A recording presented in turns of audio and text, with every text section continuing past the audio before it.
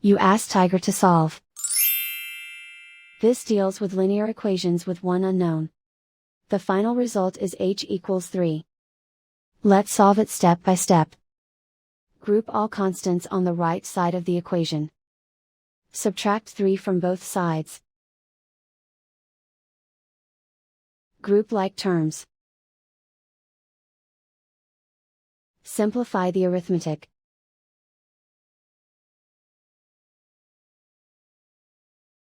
Convert the h into a positive number. Multiply both sides by -1. Remove the ones. Simplify the arithmetic. And so the final result is h equals 3.